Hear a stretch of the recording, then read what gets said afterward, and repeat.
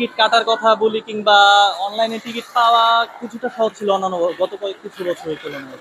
দিয়ে ইচ্ছে আমি যে অবস্থা গাড়ির পরিস্থিতি আমি বহুত দাম জ্যাম ট্রেনে ওঠানোর জায়গা নাই সিট অনেক কষ্ট করে সিট পেয়েছি একটা। আজকে সকাল 7টার সময় সুবর্ণ এক্সপ্রেস ট্রেন ছিল। আমরা আসছি, আলহামদুলিল্লাহ খুব ভালো, কোনো প্রকার সমস্যা হয় নাই।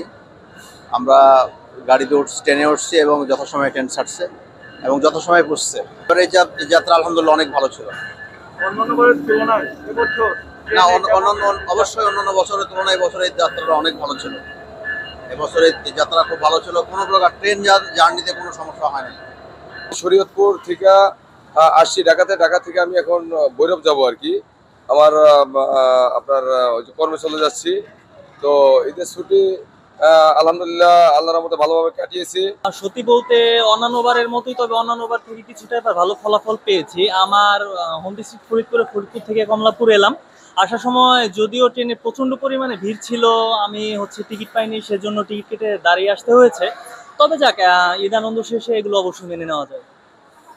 বলছিলেন যে অন্যান্য বারের তুলনায় এবছর ভোগান্তি কম, কিছুটা কম, হ্যাঁ অবশ্যই। কারণ টিকিট কাটার কথা বলি কিংবা অনলাইনে টিকিট পাওয়া কিছুটা সহজ ছিল অন্যান্য গত কয়েক কিছু বছরের তুলনায়। সব মিলিয়ে এবারের ঈদ যাত্রা কেমন কাটলো আপনার?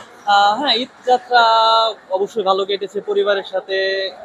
কর্মব্যস্ততার মাঝে সময় দেওয়াটা অবশ্যই আনন্দের ব্যাপার। পরিবার সকলের সাথে ঈদ কাটাতে পেরে অবশ্যই ভালো লাগছে।